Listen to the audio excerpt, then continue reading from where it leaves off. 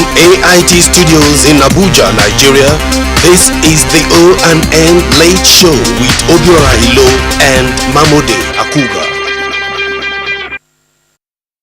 Hello out there and welcome.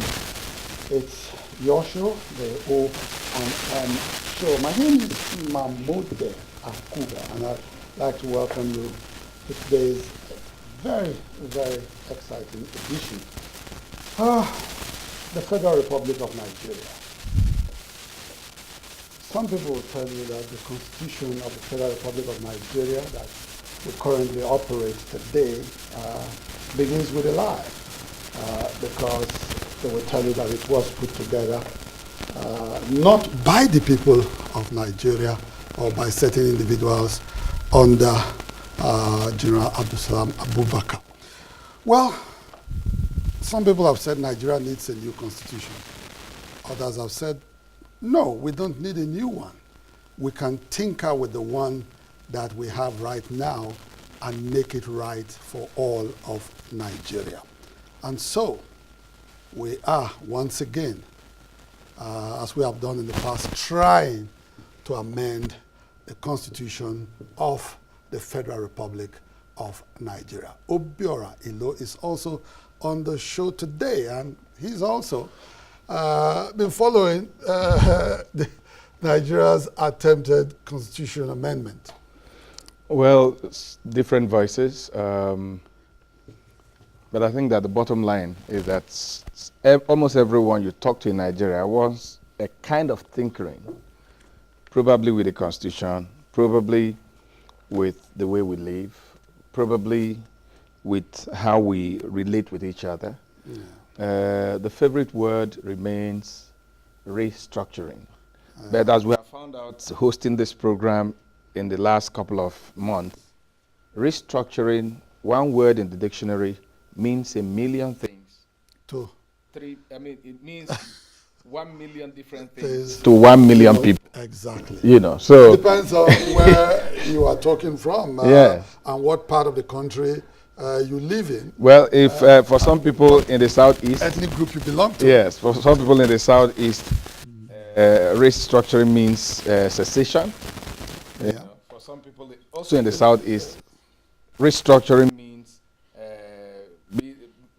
ensuring that there's fairness in the distribution of the resources of the country. Yes. People in the Niger Delta give us some power to hold. For them, they want to control their resources, I but Obiora, the biggest disappointment for a lot of people is that, regardless of wherever you are, whether southwest, whether you're from the north, southeast, probably what will have given people some kind of encouragement that at least we can see the promised land, probably will have been the part of amendment that had to do with devolution of powers to the states. Because if you talk about the Niger Delta, for instance, and their wish to control their own resources, if you devolve power to the states, to a large extent, you are probably going to give them some kind of authority to control their own resources, And if you talk about devolving to the southeast, well, they complain of a lot of marginalization. They're not part of Nigeria. But if the center is no longer attractive, really, who cares what's happening in the center? So for a lot of people, that may have, tried to solve some dampen their enthusiasm. Well, some other people will tell you that, do we need devolution when you look at the way the governors carry on with the powers they already have? Like emperors. Yes, with the security vote, which is nowhere in our constitution, and then you give them that kind of power when you do devolution. Yes. So some people think it's risky, but it just goes to show the different voices you hear when we are talking about whether the constitution should be tinkered with, whether there should be restructuring, and that is why we have in our studio some people who will help us understand, the challenges of this restructuring, constitutional amendment process, or what have you, because there's so much emotion in this thing. But far and above the issue of devolution of power, there's some, I mean, you have to give credit to our legislators. There are some aspects of, the 33 major areas where they want some amendments. There are some of those amendments that easy pointers to the fact that, the evolution of our democratic process, it's really for me, coming of age. For me, my favorite of what they've done is what they did with the local government. Yes. But there are some legal practitioners who will tell you that there was no need for that, the autonomy for the local government was already guaranteed in the Constitution. But it was becoming unimplemented under the present arrangement. But anyway, so many things. We have some experts in the studio to help us understand this better. We have MAZI AFAM OSIGWE, who is immediate past General Secretary of the Nigerian Bar Association. We also have Johnny AGIM, who is, of course, a legal practitioner and has worked in the National Assembly as a legislative consultant. Both of them will be joining us and taking a look at this process of amending Nigeria's constitution. We'll take a very short break, and when we come back, we'll have gentlemen join us. Don't go away.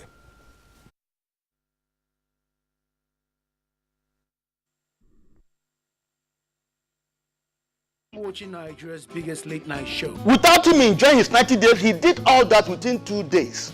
Yet, INEC didn't Okay, let me ask this question so that please. No, I want this, please. No, it's not everything that the president goes to everywhere prognosing. In Agatu area you're talking about, the president put up a special presidential panel. How can the executive come and give us the rule that regulates our conduct within the National Assembly? That is interference. For us to get the real budget as presented by Mr. President with the corrections, go through the budget process, pass it so that things will start moving. The name of the immediate past president owns a plot on the Metama Hill. Desiani Alice Maduike owns a plot on the Metama Hills. Then companies were also used to cover the faces of some individuals and Nigerians.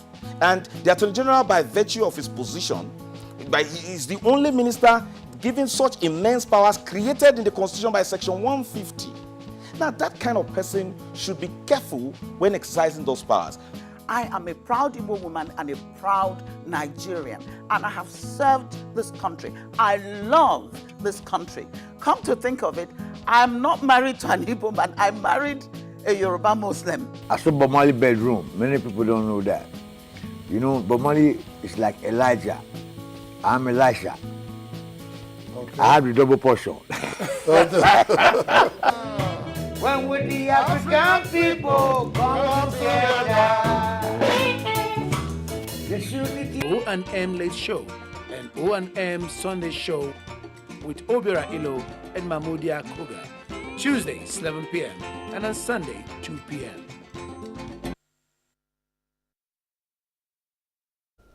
You're still on to the O&M Show.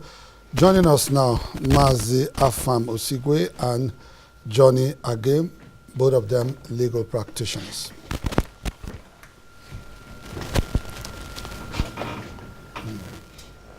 Gentlemen. Good to see you. Johnny, that is the Constitution. That is the Constitution. AFAM, good to see you again. Yeah, thanks.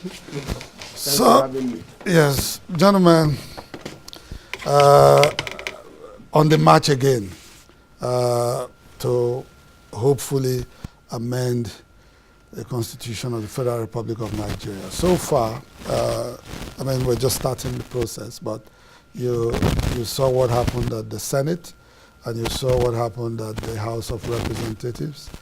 Both legislative arms, in some areas they agreed, the vote was similar, but in a few areas, about 9 of those areas, they differed. But generally, the process, what would be your reaction, or what do you think of the process so far? AFAM. Well, I think the constitutional amendments or conferences leading constitutional amendments appear to be coming too often and at great cost to the public coffers. And we keep trying to get it right, and sometimes one or two clauses are introduced, like the third term clause under Obasanjo regime, which made a mess of, which truncated that process. And then again, there are some also there are clauses that also been introduced, which people consider as self-serving by the legislature. People have been much critical of the move to put in the constitution, insert in the constitution, a section granting certain degree of immunity to the legislature, contending that that was not necessary. There's already an act which has provided for that immunity, that this may be a precursor to granting them the kind of immunity that the executive has in section 308. But all in all, if the constitutional amendment addresses critical issues that has led to agitation by different segments of the Nigerian society, especially the move by some parts of Nigeria clamoring to secede from the country, and then the moves by some section of the Nigeria insisting to be allowed to control the natural resource in their own environment and then pay tax to the federal government. And I think if the constitutional amendment is able to substantially address these issues, it would have been a huge success. But if after the amendment process these agitations remain, then we still have a long way to go. And I do not think at present that the issues leading to some of the salient agitations that really call for Nigerians to sit down and critically look at the constitution that governs our relationship as different peoples that make up the country, if we don't critically address them, then it would have been another exercise that may have addressed issues that consist of low-hanging fruits, but are not fundamental enough to drive for unity and push us towards nationhood. I think I would like to stop at this point. Yes. Johnny. All right, if I must say, to a large extent, I want to say it's a welcome development. But will it really serve the purpose for which Nigerians are agitating for these amendments? It leaves much to be desired.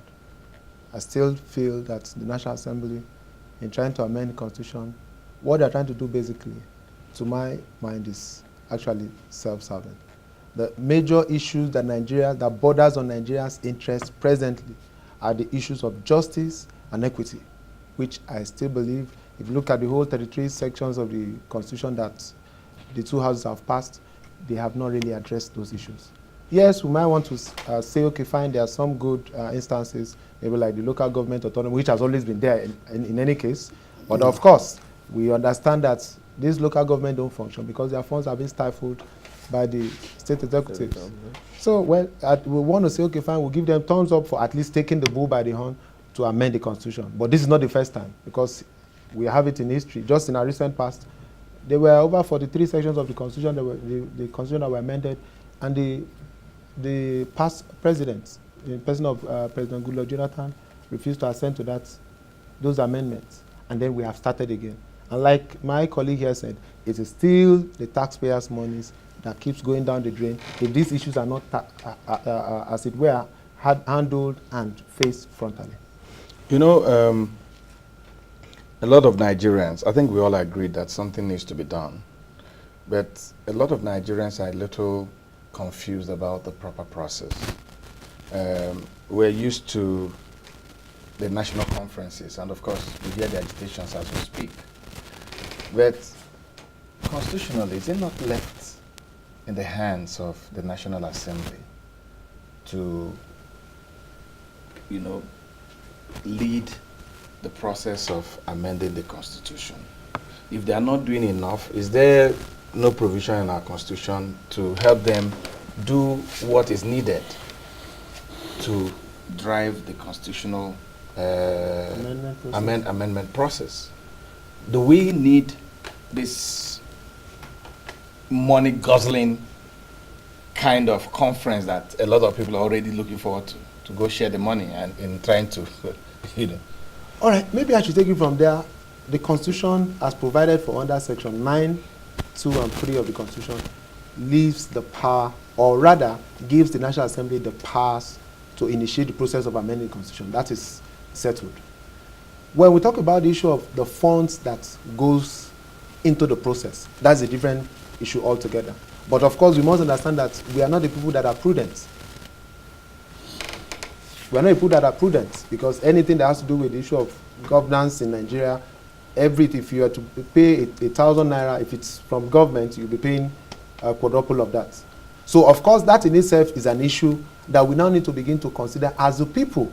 First and foremost, to reorientate ourselves, knowing that these monies that are being spent for these processes is our own common patrimony, is our common wealth that goes down the drain. Because if you ask me, if it was in some other climes, the provisions of the Constitution that were amended in the last dispensation that were not passed should have been issues that ordinarily should have been brought to bear. Look at issues that you feel that are not really necessary, dust them up, and then pass them back to the president. Of course, possibly as it were, send it back to 2/3 majority of the State House Assembly for that to be done with, adopted as it were, and then sent back to the executive. But of course, trust Nigerians at every point in time. When we have opportunity, we want to start all over again. So those are some of the issues that, as it were, I still think that as a people, that orientation of us having to look at ourselves in the face and telling ourselves that whatever we do affects each and every one of us. AFAM, I'm actually looking at the issue of, I don't know whether I'm the only one, getting the signals that some people are wanting another conference. It's possible you're not. You understand what I mean? That you're already hearing people talking about, convoking another conference, whether it's sovereign or whether it's on, in quotes, sovereign, is another matter. But you're already seeing the agitation, and then when they come on programs like this, you say, oh, but it's National Assembly. No. You can't trust the National Assembly, stuff like that. Does our Constitution give any room for those conferences? No, it doesn't. For you to have a sovereign national conference in Nigeria means you would have to overthrow the Constitution. It means that the organs of government, especially the legislature, would have to be abrogated because it has to be sovereign in the sense that it becomes the sole law-making organ for the country. And I think Nigerians like to talk. And I think we could really achieve the kind of justice my colleague talked about by looking at a whole lot of documents prepared over the years, product of conferences. And we have to tell ourselves what were the real issues, what are the concerns of the people, what are the things that have made people find it difficult for them to exist as a people in a nation. Why is it that people are never welcomed as Nigerians but will always remain strangers in some parts of the country where they are not considered indigenous or where they cannot claim as their state of origin? Have we built a nation? Have we forged ourselves into a people where wherever you find yourself is home? You can grow to the maximum point. Have we addressed those provisions in the Constitution that keep setting us back from attaining nationhood, but remain a people where we see ourselves as barely tolerating ourselves? And that's why I think that the present amendment has not really spoken truth about the problems with the nation. It's just talking about local government autonomy when the Constitution has provided for it, when there's a judicial pronouncement on it, whether you should separate office of Attorney General and the Minister for Justice, as if you're going to import other persons. Because for me, there are fundamental issues. The Senate President gave us excuse the fact that there were too many hate speeches. That was why the devolution of power to the states did not pass in the Senate. And we know that for some parts of the country, this is a very, very important issue. Much more important than whether Attorney General remains, the office of Attorney General and Minister of Justice remains fused or split into 1,000 offices. These do not seem to address the primary issues. And if anybody claims not to know that the unity of the nation is threatened, that people do not have confidence in the ability of the government to provide security, which still goes down to the issue of indigenship and citizenship. Whether we consider ourselves a nation, whether there are people who can get away with murder in high noon and nothing happens to them, whether some people feel that they are barely tolerated, that their lives don't count, they could lose their lives, and federal government does not appear to care. These are some of the issues that these amendments would address. But I also think people want a conference because they think that there are basic issues that a discussion will help to evolve before you now determine what laws to distill from the agreements reached in these conferences. There's mutual suspicion in the land, and no amount of lawmaking process will guarantee that. And until a nation is run with full commitment and compliance with the rule of law, where it doesn't matter where you come from, where people get things because they deserve them, not because they worship in a certain way or come from a certain part of the country, this exercise will never end, and the unity will continually elude us.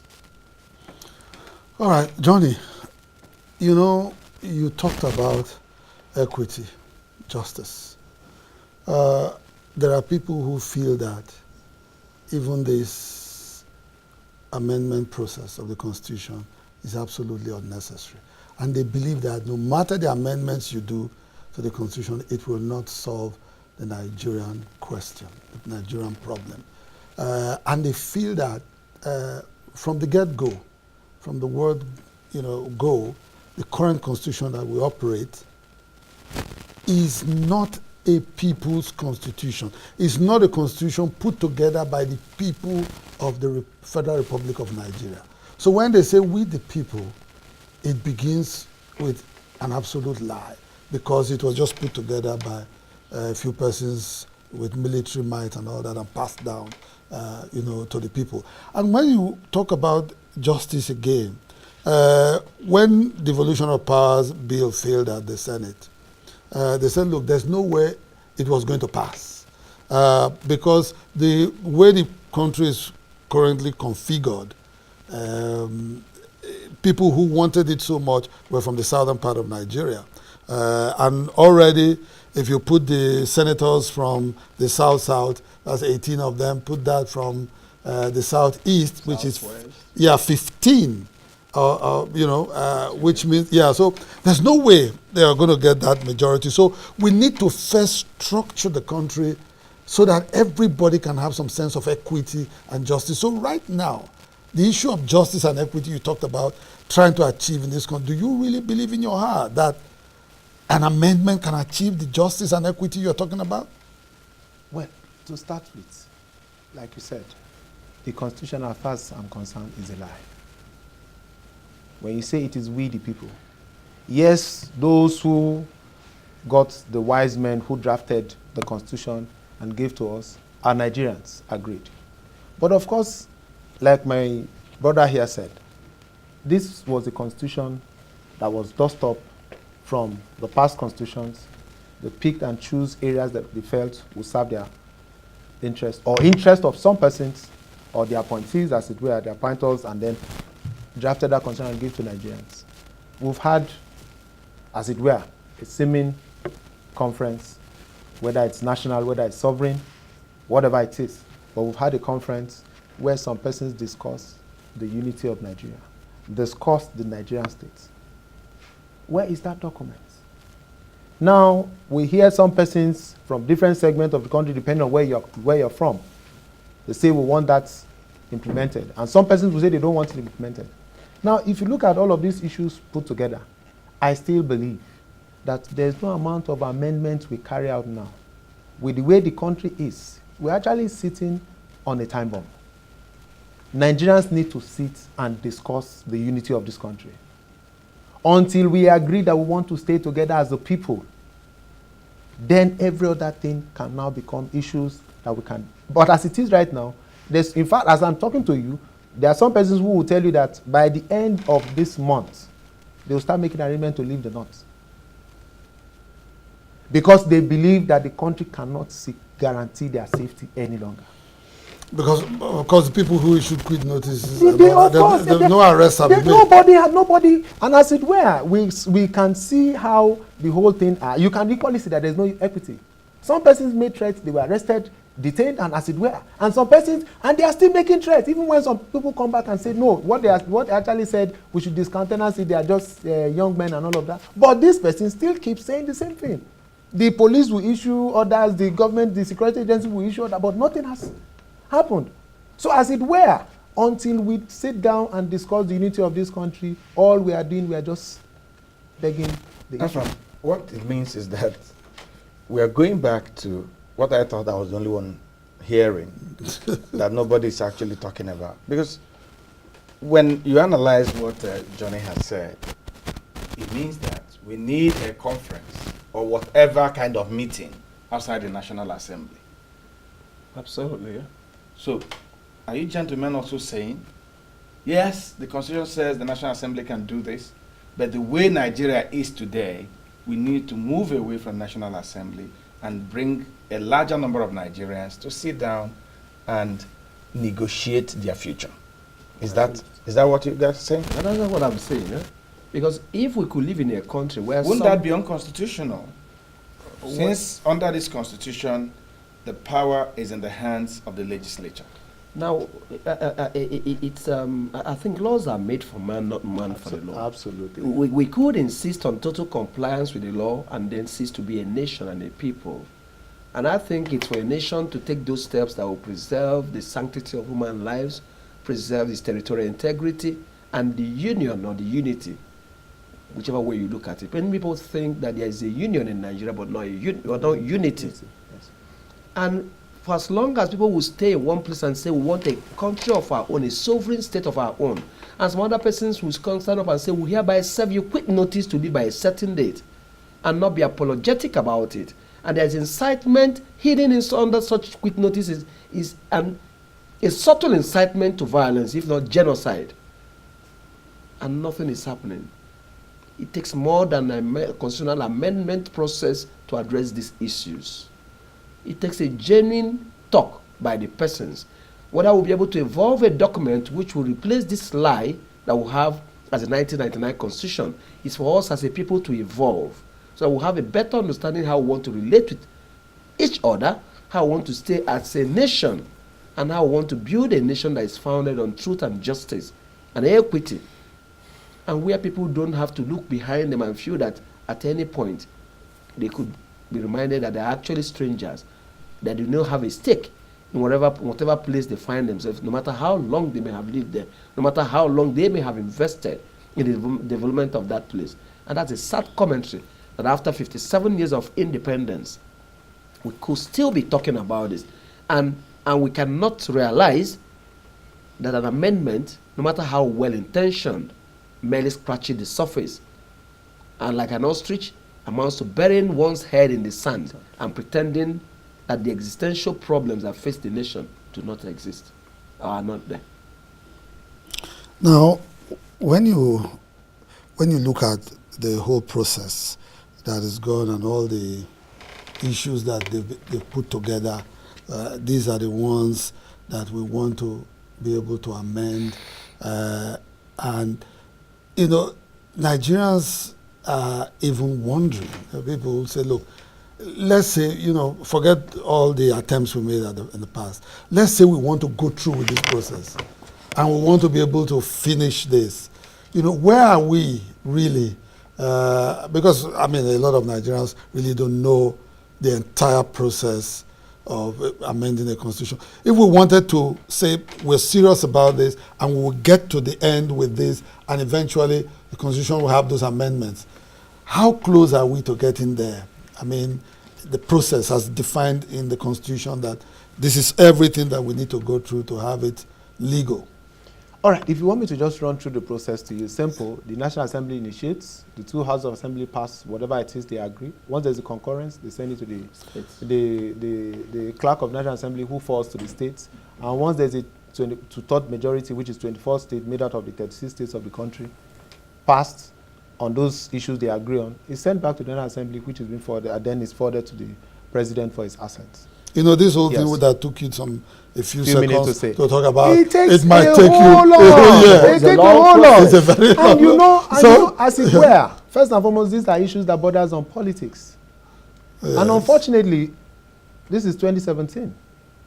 By the end of this year, everything that has to do with governance will cease. 2018 will become the issue of politics. And of course, as it goes to the various state house of assembly, the governors have interest. You have political gladiators who have interest there. So some of these. So, but does our constitution define the time?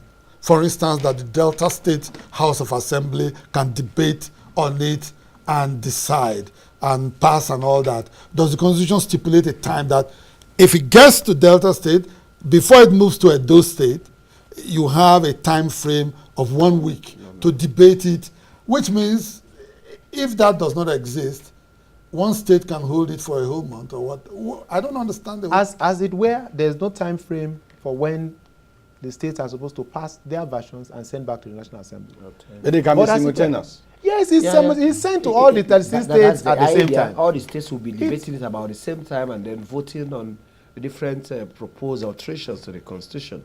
There's no timeline really, so some states can decide to frustrate it by failing to take action.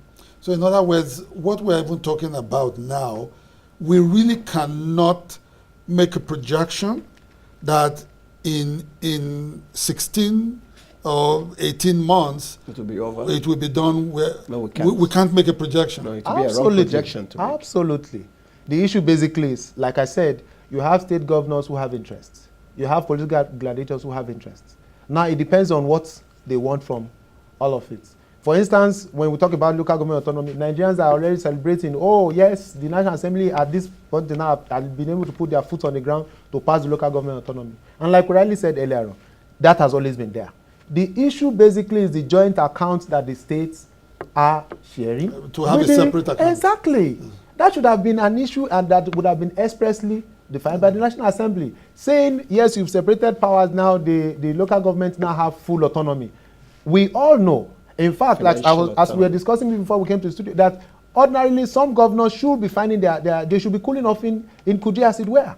Because there are several things, that the allocations of local government and functions of local government, that some state governments, when they get into office, they usurp those powers and they become both governors and local government chairmen. Okay. It is what they decide that happens. So as regards the issue of time frame, unfortunately, that time frame is not there. But AFAM, what happens in those issues that we don't have concurrence? For instance, the affirmative action, 35% in the cabinet for ministers at the federal level here. It didn't pass at the Senate, but it passed at the House of Representatives. So does it die there? So that gets thrown out? We can't just say it dies there, because there are suggestions, for example, like the proposed amendment on devolution of power to the states may be represented in the Senate. So the affirmative action could also be reintroduced. But if for any reason it's neither introduced nor passed after being reintroduced, it means it dies a natural death, because they have to be concurrent between both chambers. Before it can go to the state houses. And concurrence means both chambers must pass it by 2/3 of their membership, not of the quorum. Not simple majority. Not simple majority, because constitutional amendment is supposed to be a very serious business. It's not just something you just do by voice vote or by just simple majority. You have to meet those constitutionally set standards of 2/3 majority. And then also, even if you get concurrence at the National Assembly and fail to get it at the state, it also dies there. So, but what do you think about our current process in our National Assembly, where they brought in the electronic machines the other day, and Nigerians just saw 82 yes, 42 or 20 no, and all that. How about? And then some legislators were not present for a very important issue like a constitutional amendment. Some senators were not there. Some House of Rep members were not available.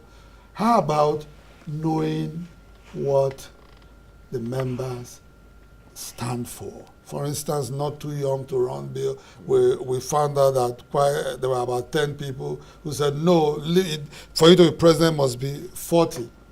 How about Nigerians knowing who those 10 senators are who do not want a reduction in age, and knowing those who want that reduction?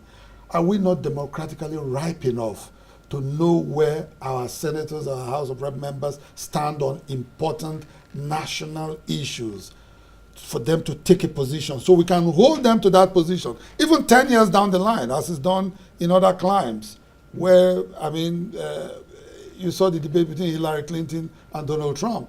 Several times in the various debates they had, he said, no, Donald, you can't say that. Everyone knew where I stood. I voted for this while I was in the Senate.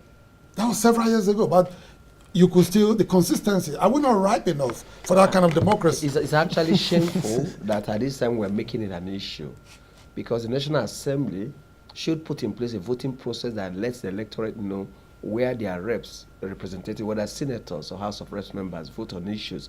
That will also be able to project with certainty how they will vote on issues, be able to place them on those who are progressive, conservatives, whatever term we use to describe them. Yes. It is our right. It also helps the electorates, their constituents, to also know whether these are people they want to keep sending back to the legislature. People should know. Couldn't it be possible that on very important issues, let's take devolution of power, that the legislators may have even been told by their constituents, this is what we want. This is what we want you to vote on our behalf at the Senate. Why that may be a very big issue, except it's a campaign issue and the electorate by their vote shows a preference for a particular position by a legislature. But it would be ideal for votes to represent the thinking of those who have sent you there to show that in voting or supporting issues, we are mindful of the feelings of those whom you represent, so that they will be right in saying that, look,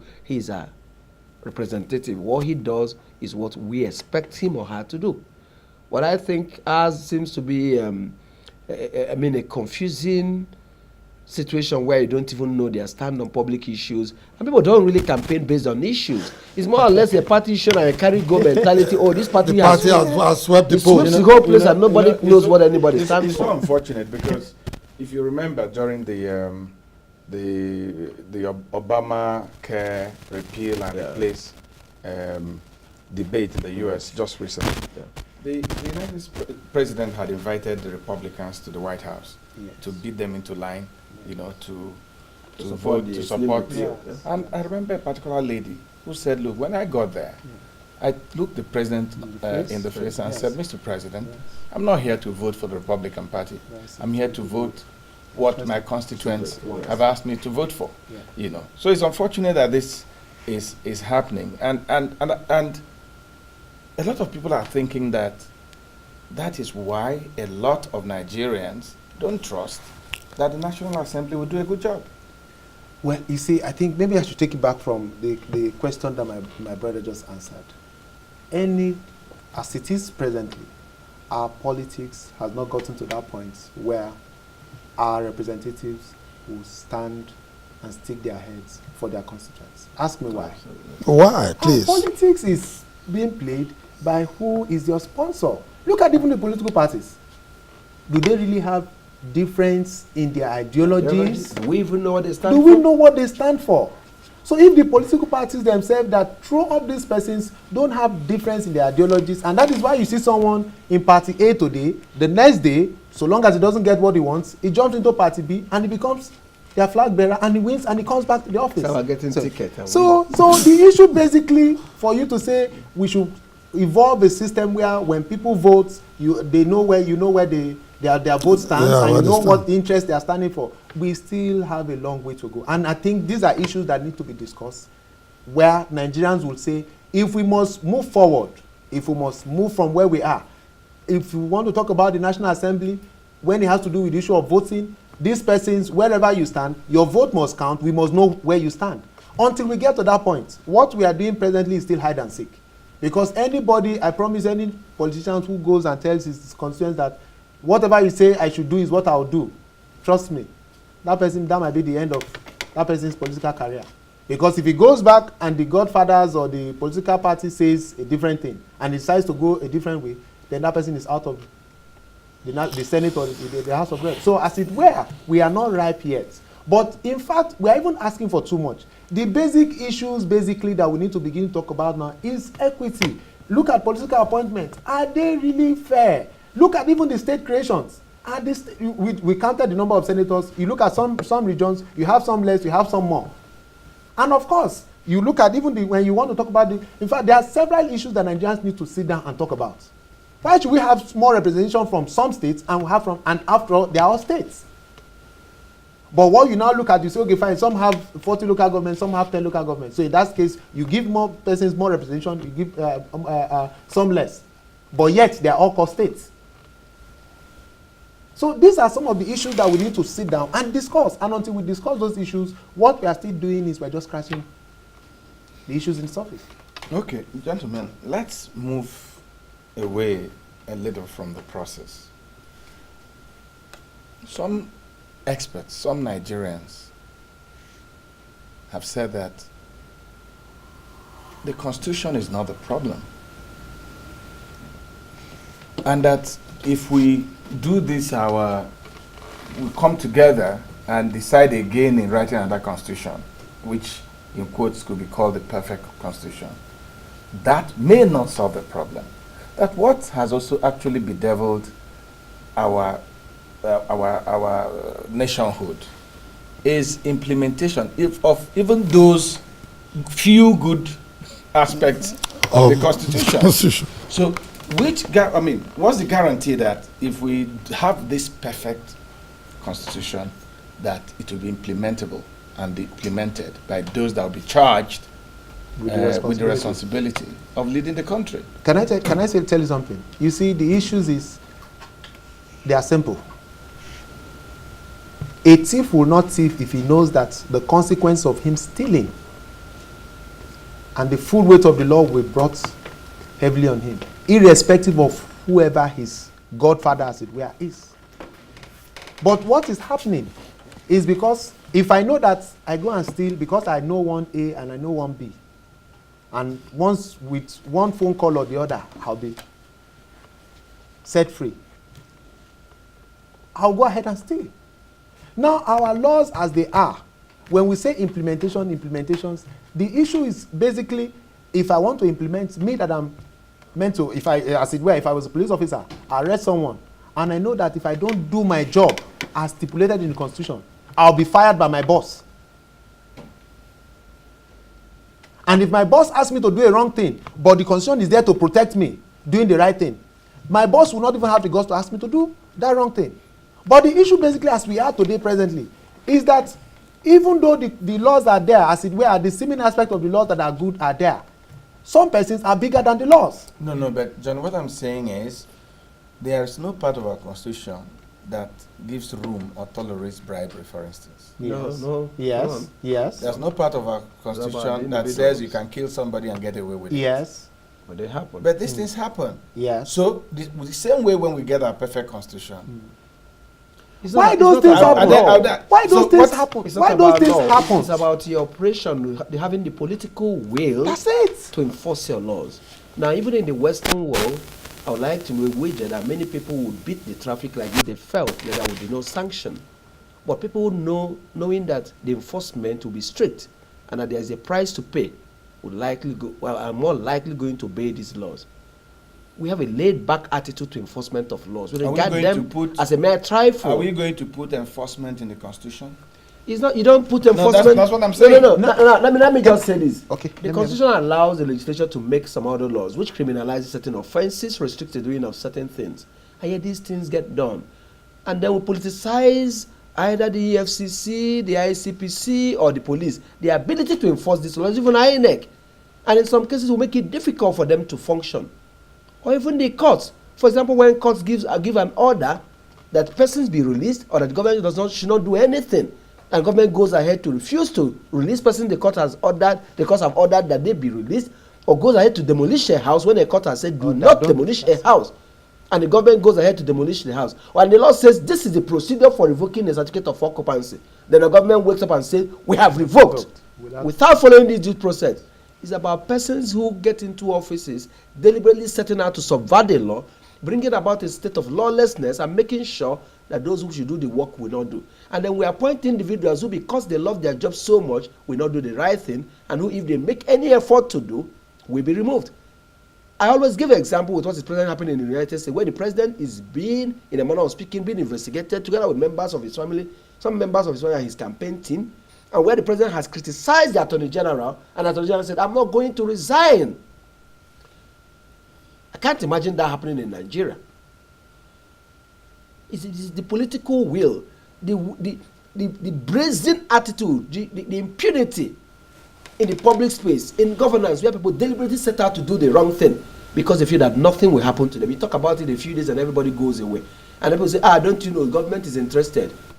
And then they put fear into everybody and they will get away with blue murder. So no matter how much you amend the laws, if the individuals do not change, if we don't show a commitment to respect the law, to allow our courts to function, to insulate individuals you put in these offices, like I posited, even if you keep splitting the office of the Attorney General, whatever is the reason giving rise to the move to split it will always be there.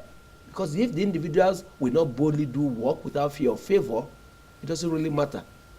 How do we change? How many individuals you give the powers to? How do we change this mindset? Now it starts How with do we- leadership. In Singapore, it took a leadership to change how a nation thought, how a nation viewed things, and how a nation did things. And today they are the better for it. They move from being a third world country to a first world country. First of all, the leadership has to show example. It has to show respect for the laws, because these laws keep them there. These laws ensure that they are able to tell us what to do.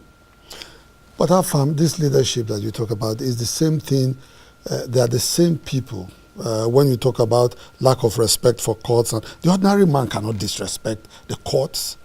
It is the leaders that are guilty of this. When a court says sets a man free and they say no, they hold on to the man, or they even release him temporarily within that same court space where he has been released, and they rearrest him right there immediately on some other trumps of charge and take him back to go. The ordinary man has no power to do that. So it's the leaders. He's the big man. Yeah, Also, instead of building institutions, we bring strong men. Men who have become bigger than the institutions that they are supposed to serve in, and which has laws regulating what they can do and not do. They have grown beyond the laws and the institutions, and the society seems to be helpless looking at them and then standing at their mercy, as it were, because we feel that where they are like the Lord of the Manor. They have power of life over death, life and death over us. Has Nigeria been hijacked?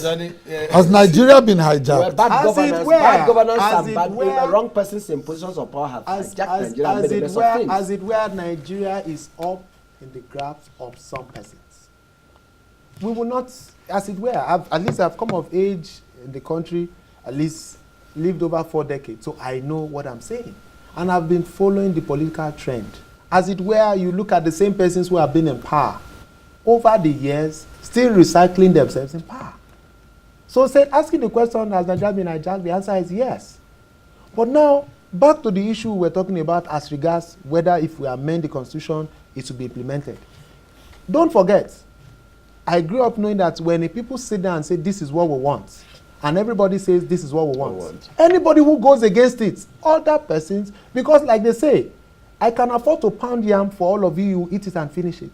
But if all of you decide to pound and give to me, I will not be able to finish it. Why? Because the majority will always win. So as it were, Nigerians still see Nigeria belonging to some persons. And that is why, even in, you look at the issue of political structure, some persons, we have well over 30 political parties as of today. But do you talk about any of them beyond the 2 major political parties that we know about? Why? Because these 2 political parties is in the hands of those, quote and unquote, that will believe that have Nigeria under control. Who move from time to time depending on... They don't swing, depending on who... Because they want to be part of the government in power. Is it their fault? Is there no responsibility? People believe in nothing. That's what I'm saying. Is there no responsibility for those of us that are being led? Because you have talked about the majority winning. Yes. Is it their fault that the rest of us are docile and that we are just looking at them? How is it their fault? Can I say something? The truth of the matter is that, you know, like they said, using Karl Marx, for instance, who quoted that religion is the opium of the masses. As it were, these persons have succeeded over the years in stifling the majority with what belongs to them. Now we have a leadership that first is lazy, that can't think outside the box. We have the guinea pig that produces, milks money for us every month. So now the states are not functioning, and everybody who goes to the office, what is he looking for? Opportunity to grab from the oil money. It has made us, we have become so lazy, and when you don't empower people over time, what happens? People become subservient. All they just do is look up to you. So basically, that is where we are. That is what's very unfortunate. AFAM, let's give you the last word before we go. We're out of time. This whole constitution amendment process, your last word on it to Nigerians and maybe to people in government. Well, I think the government should look at the real challenges facing the country and address them, and not think that looking at those laws that will really function when we have a just society, when we have a society that runs fairly without turbulence here and there, we should look at those ones that threaten our continuing existence and not those ones that really operate more when we have a society that is not under threat of disintegration. And I think we should, if we're able to do that, then we would have started addressing the real issues that will have a long way in determining whether this union remains. So it's all about one Nigeria. It's all about making Nigeria stronger, and it's all about making Nigeria more prosperous with all the different units making up Nigeria, getting the same prosperity as everybody moves along. Thank you, gentlemen.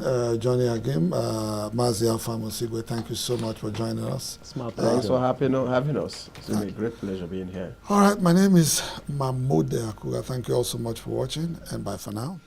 I'm Obiora Ilo.